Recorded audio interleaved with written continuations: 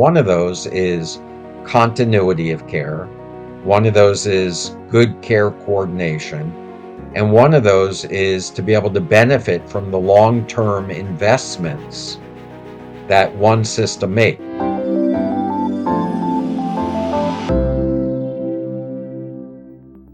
Pricing and access and reimbursement are all handled differently.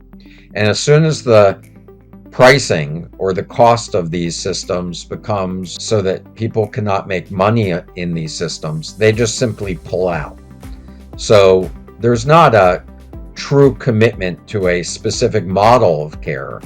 This is one of these silos, and that's pricing, driving the type of care that's going to be offered to Americans. I think that when you look at a more integrated system, like the VA, like Kaiser, there is much more of a longer-term commitment to the continuity of care for the populations that they serve.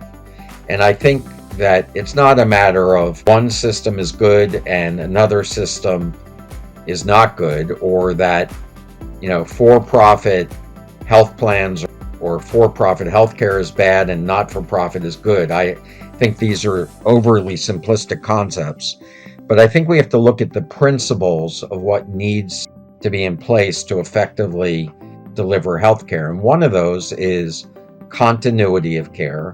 One of those is good care coordination.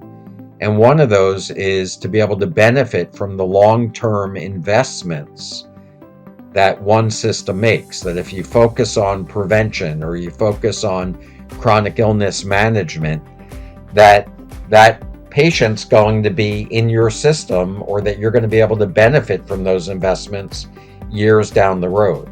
So this idea of portability of healthcare models is important. And I think that what I've really been saying during our discussion is that it is time to reevaluate the way that we deliver healthcare in this country. And just like I talked about, the VA was 20 years behind. The last comprehensive healthcare reform in this country was 2009, when Obamacare came in. Now, you can argue, now that we're in almost 2026, that model's good, that model's bad, there's problems with it. There's almost certainly truth in any perspective that you have on this.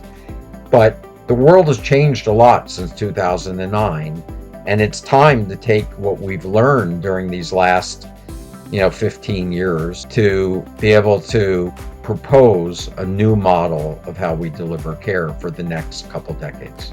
There needs to be an alignment between clinical and financial systems in the country.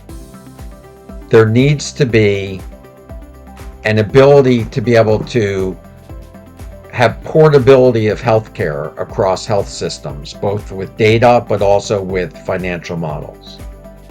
There needs to be the ability to do proactive population health care that includes prevention, but it includes the integration of various services and models of care. And there needs to be a reimbursement system that rewards for outcomes.